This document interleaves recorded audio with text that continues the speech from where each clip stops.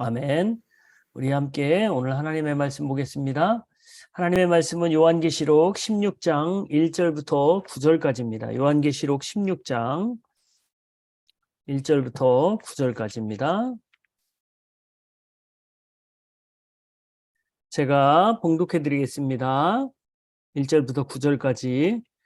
나는 또 성전에서 큰 음성이 올려오는 것을 들었는데 그 음성이 일곱 천사들에게 이르기를 가서 하나님의 진노가 담긴 일곱 대접을 땅에 쏟으라 하였습니다. 그래서 첫째 천사가 나가서 그 대접을 땅에 쏟으니 짐승의 표를 받은 자들과 그 짐승 우상에게 절하는 자들에게 아주 나쁜 종기가 생겼습니다. 둘째 천사가 그 대접을 바다에 쏟으니 바닷물이 죽은 사람의 피처럼 되었고 바다에 있는 모든 생물이 죽었습니다. 셋째 천사가 그 대접을 강과 샘물에 쏟으니 물이 피가 되었습니다. 내가 들으니 물을 주관하는 천사가 말하기를 지금도 계시고 전에도 계시던 거룩하신 주님, 이렇게 심판하셨으니 주님은 의로우신 분이십니다. 그들은 성도들과 예언자들의 피를 흘리게 하였으므로 주님께서 그들에게 피를 주어 마시게 하셨습니다.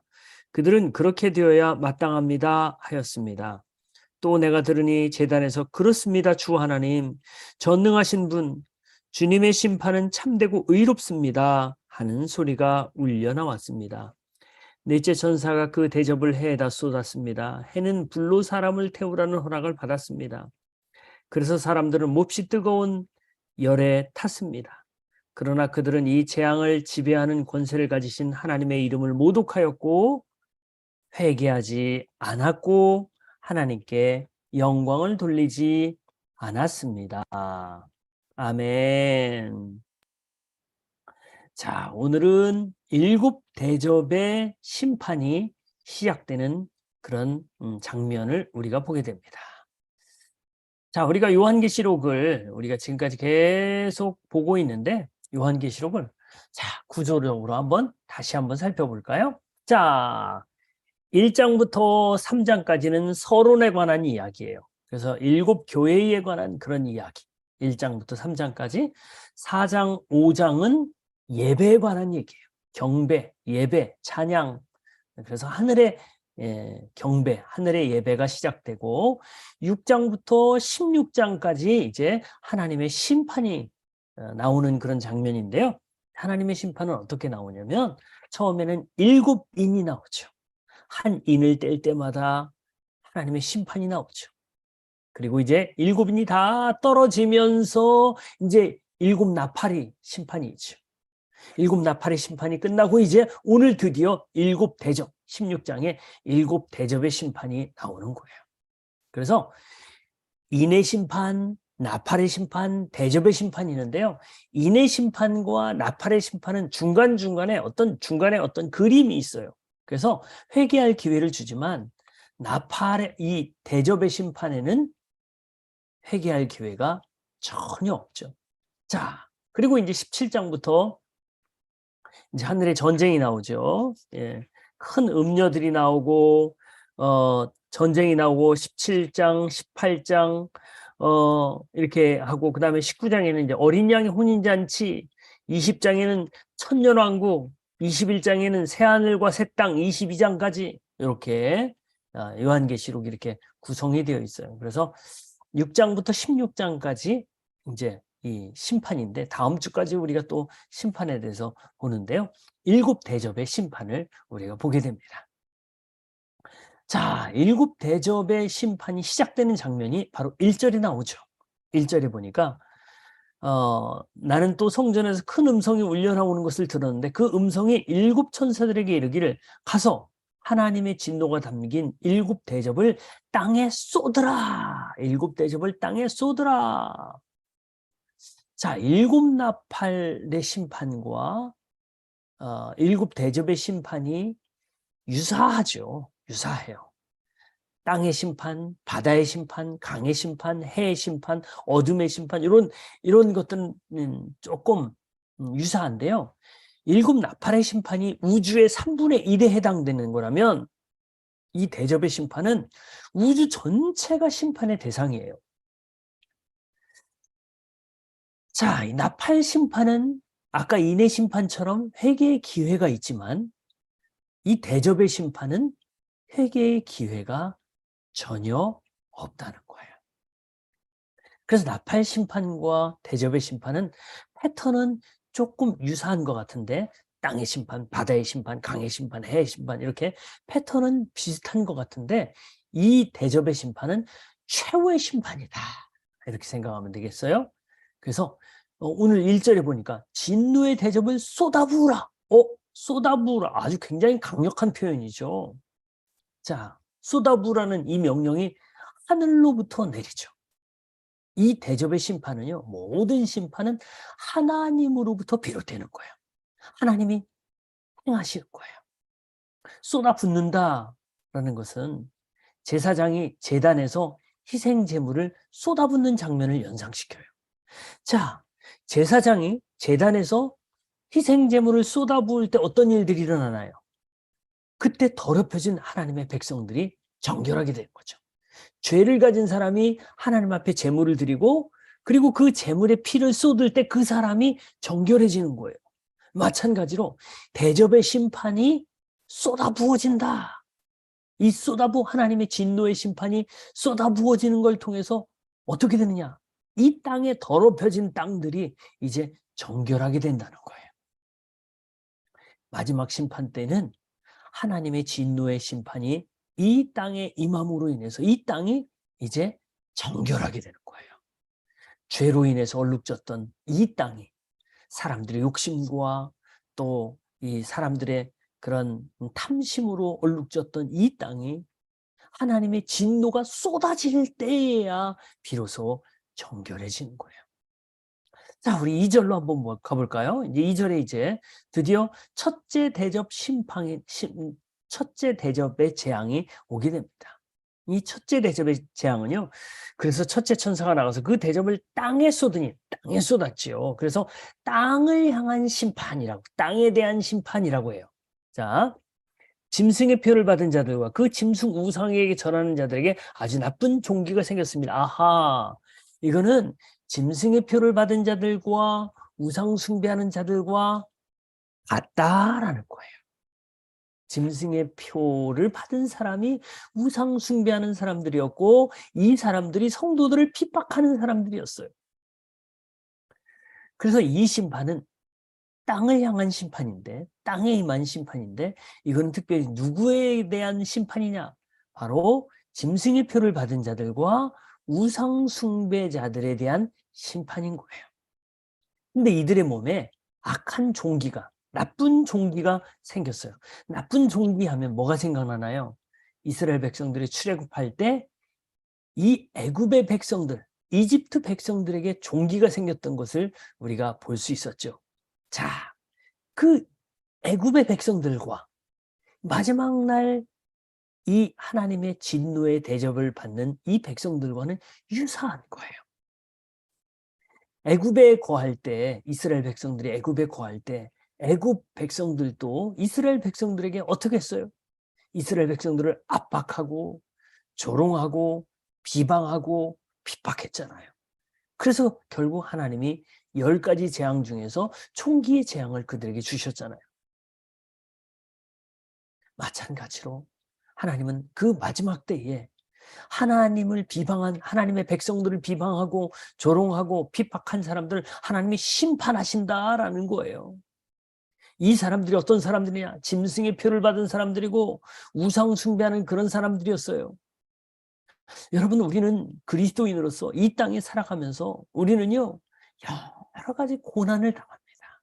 핍박을 당하기도 하고 조롱을 당하기도 하고 때로는 비방을 당하기도 하고 때로는 사기를 당하기도 하고 때로는 손해를 당하기도 해요. 이게 그리스도인들의 운명이에요. 사실은 이 땅에서의 운명.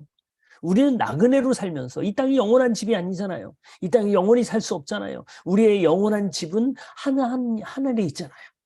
고린도후서 5장 1절에 보니까 그건 사람의 텐트가 아니라 사람이 손으로 만든 텐트가 아니라 하나님이 지으신 빌딩이라는 거예요. 그곳이 우리가 영원히 갈 곳이잖아요. 그런데 우리가 나그네로 이 땅에 살지만 최선을 다하면서 그리스도인의 삶의 모습으로 살아야 되겠죠. 그런데 이 땅에 살면서 우리는 이 애굽 백성들에게 당하는 것처럼 우상 숭배자들과 짐승의 표를 받은 사람들에게 핍박을 당합니다. 압박을 당해요. 조롱을 당하고 비방을 당합니다. 그런데 원수가 없는 것이 하나님께 있다. 여러분 이 사실을 믿습니까? 우리는 우리가 원수를 갚으려고 해서는 안 돼요. 우리는 세상에는요, 진리에 대해서는 양보하지 말아야 되지만 진리에 대해서는 양보하지 말아야 되죠. 하지만 진리가 아닌 것에 비진리에 대해서는요, 얼마든지 양보하고 손해볼 수 있어야 되죠.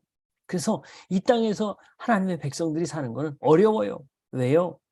내 이익과 내 주권과 나의 이런 것들을 포기해야 되니까요. 그러니까 때로는 그리스도인들이 이 땅에서는 바보 같은 삶을 살아야 되죠. 손해보는 삶을 살아야 돼요. 근데 마지막 날에 하나님께서 그 모든 것들을 갚아주시는 거예요.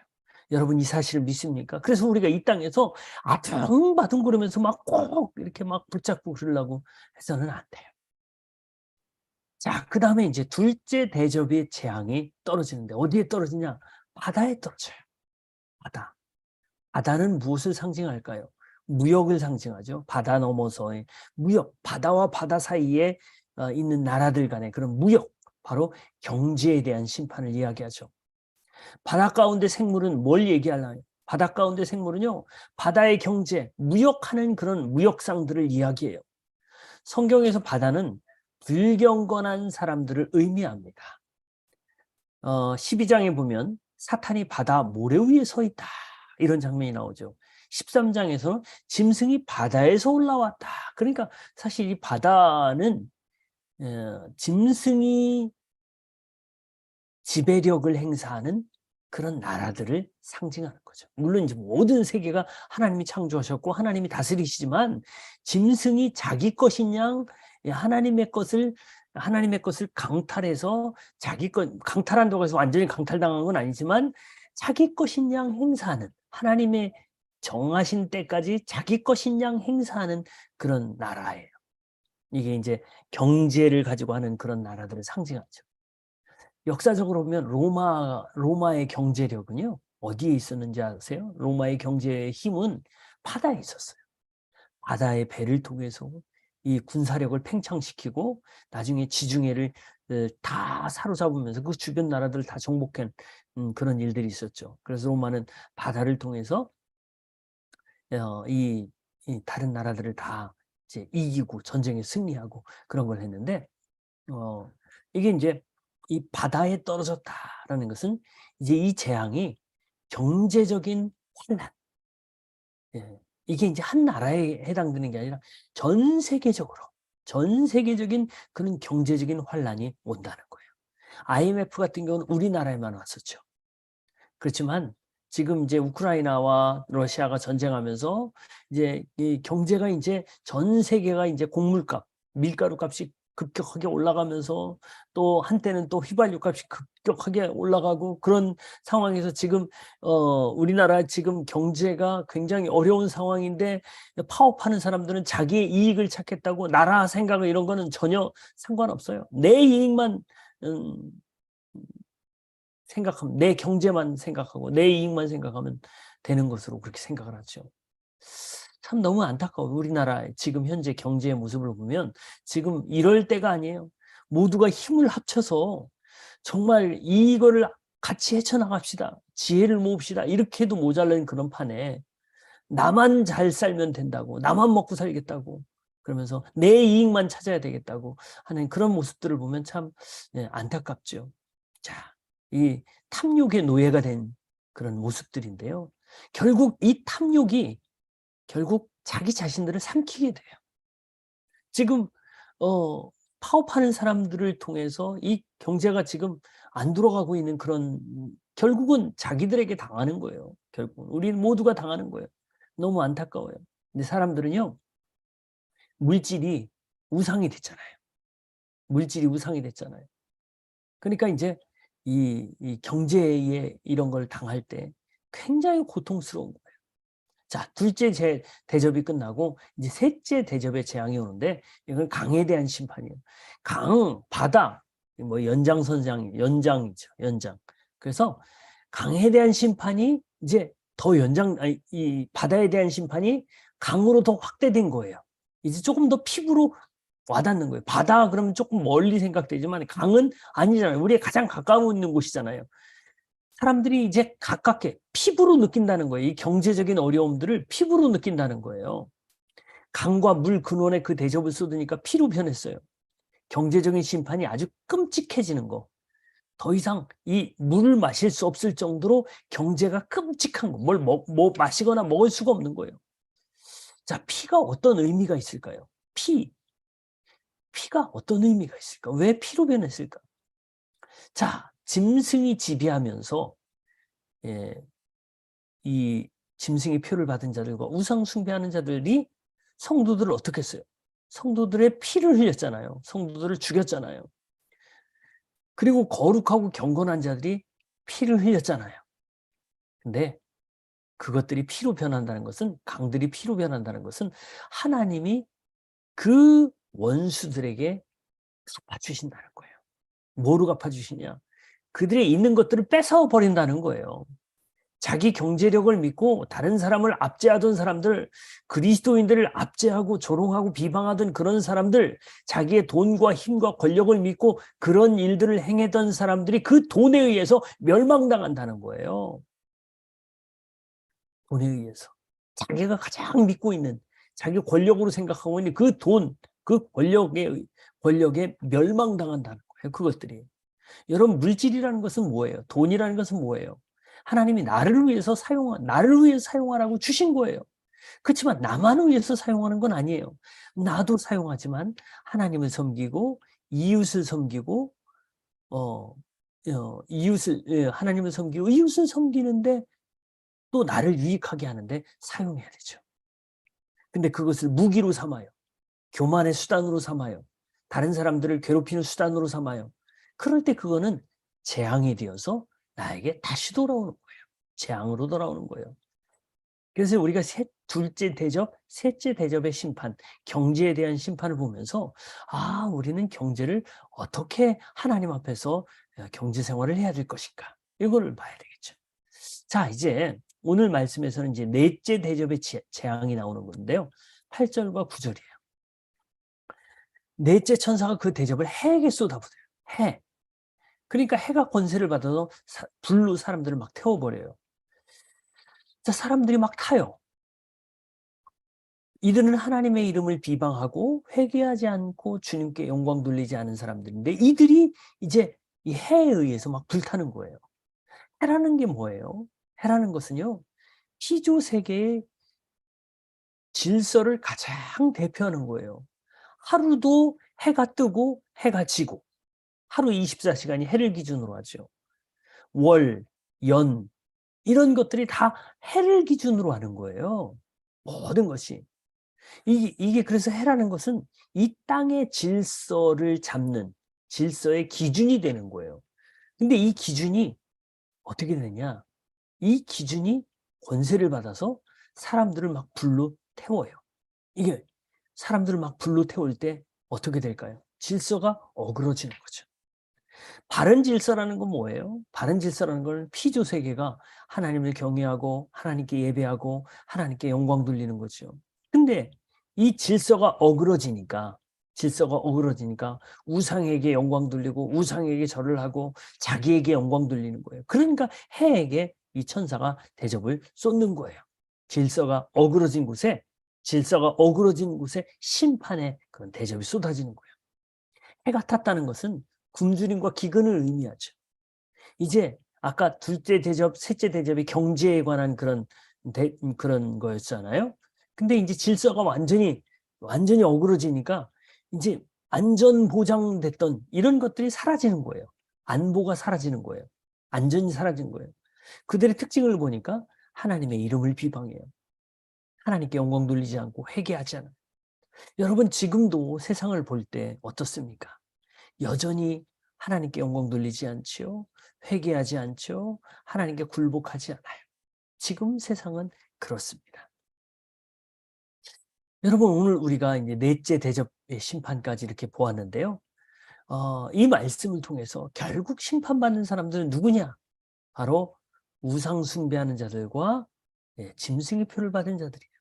이들은요, 하나님이 가장 싫어하는 일들을 행하는 자들이에요. 우상 숭배. 이것이 그들이 가장 심판의 가장 앞에 있는 거예요. 왜 그럴까요? 하나님 우상 숭배를 가장 싫어하시기 때문에. 우리는 우리 모습을 한번 살펴봤으면 좋겠는데요. 우리는 하나님을 섬기면서 동시에 우상을 섬기지 않는가? 하나님이 기뻐하시지 않는 것들을 하나님보다 더 사랑했어요. 하나님이 기뻐하시지 않는 것들을 더 우선순위로 두었어요. 나의 즐거움과 쾌락과 취미와 나의 형편과 나의 사정, 이런 것들을 항상 우선순위에 두고 하나님은 저 멀리 두었어요. 하나님은 그런 것들을 뭐라고 얘기해요? 우상이라고 얘기하셔요. 언제나 하나님 섬기는 것은 저 멀리 두었어요. 그래서 우리 이 시간 하나님보다 더 사랑했던 것들을 회개하고 오직 하나님만을 사랑하는 자들이 되게 해달라고 우리가 기도해야 되겠습니다. 우리 시간 함께 기도할 때요. 하나님, 저도 하나님보다 더 사랑했던 것들이 있습니다. 그런 것들 우상이었는데 하나님을 우선순위로 하지 않고